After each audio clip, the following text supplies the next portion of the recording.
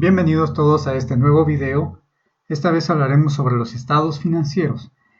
Los estados financieros son informes que utilizan las organizaciones para dar a conocer su situación financiera y los cambios que experimentan en un periodo.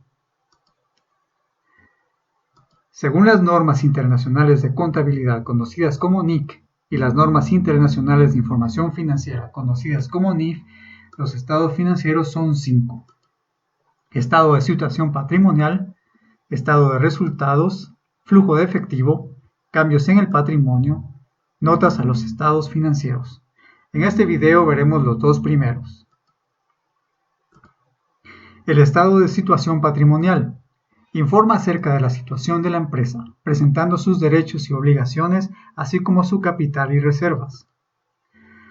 Se compone de activos menos pasivos, y esto da igual al capital.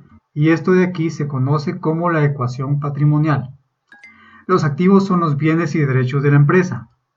Los pasivos son sus obligaciones y el capital pues es el resultado de la resta de ambos y son los recursos de los socios y accionistas. Veamos aquí un ejemplo más detallado de un estado de situación patrimonial. Tenemos aquí la subdivisión de activos corrientes y no corrientes. La diferencia entre ambos tipos de activos consiste en la duración de su permanencia en la empresa. Un activo corriente será utilizado durante un periodo de operaciones que comúnmente es un año. Aquí vemos caja y bancos, pues la rotación de todo el efectivo que entra y sale de la empresa, los clientes, a quienes normalmente se les vende de 30, 60, 90 días, y los inventarios, que están rotándose constantemente. Los activos no corrientes, que antes se conocían como activos fijos, su plazo de uso excede un año. Como vemos en este ejemplo, están los edificios, la maquinaria y los vehículos. También existe algo llamado depreciación, que es la contabilización del desgaste de estos activos no corrientes, lo cual reduce su valor dentro de la contabilidad. Por esta razón va restado. Y aquí dice que es acumulada porque en este estado financiero se coloca o se va sumando la depreciación de todos los periodos. Ahora, la depreciación de cada periodo se coloca en el estado de resultados, como veremos más adelante. Del lado de los pasivos tenemos el mismo tipo de clasificación y con el mismo criterio. Del lado de pasivos corrientes tenemos proveedores que, al igual que los clientes, los proveedores nos pueden vender de 30, 60 o 90 días, dependiendo de las negociaciones que se hayan hecho. En los pasivos no corrientes, aquí en este ejemplo tenemos préstamos a largo plazo. Comúnmente también vemos aquí préstamos bancarios. Por último tenemos el capital, que como vimos en la ecuación patrimonial de la diapositiva anterior, se obtiene de restar los activos de los pasivos. Esto significa que al tomar los bienes de la empresa y restarles sus obligaciones, lo que queda es el patrimonio, que consiste en las aportaciones de los socios más la acumulación de las ganancias de los periodos o la reducción por las pérdidas, como vamos a ver en un ejemplo más adelante.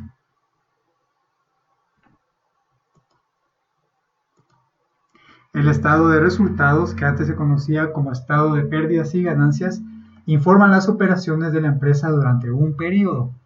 Muestra ordenada y detalladamente cómo se obtuvo el resultado o la ganancia del ejercicio. Aquí vemos un esquema sencillo de cómo se compone. Están las ventas o los ingresos menos los costos de estas ventas o ingresos.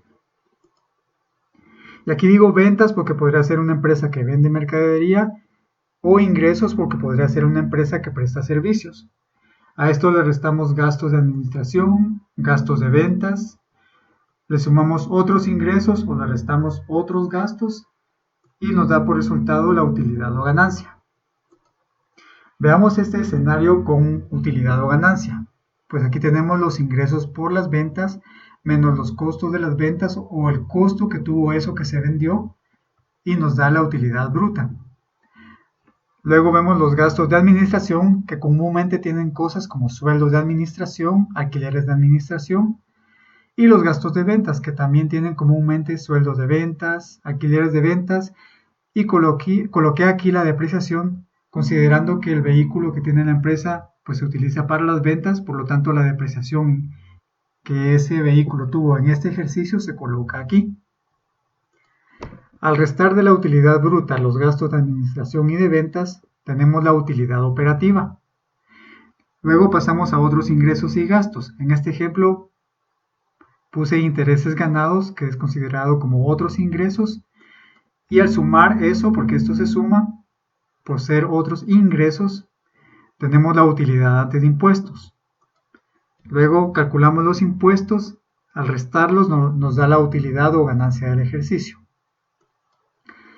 Al pasar esto al estado de situación patrimonial, y si consideramos que todas las ventas fueron en efectivo y todos los gastos fueron salidas de efectivo, la cuenta afectada es caja y bancos. Antes teníamos 300 y al sumarles esta utilidad tenemos 536.3. Por lo tanto, la suma de los activos aumenta en la misma cantidad. Del lado de pasivos, lo que aumenta es el capital, pues todo fue una entrada de efectivo y suma el mismo monto. Al sumar los pasivos y patrimonio, pues la suma nos va a dar igual que la suma de los activos. Por esa razón el estado de situación patrimonial se llamaba antes balance o balance general, porque es un balance entre los activos y los pasivos y el patrimonio. Ahora veamos un escenario con pérdida. En este caso solo modifiqué las ventas y los costos de ventas, reduciéndolos. Todo lo demás está igual, pero vemos que al final tenemos una pérdida. Y obviamente no calculamos impuestos porque no se tuvo utilidad. Y lo hice un ejemplo sencillo donde la pérdida es -1.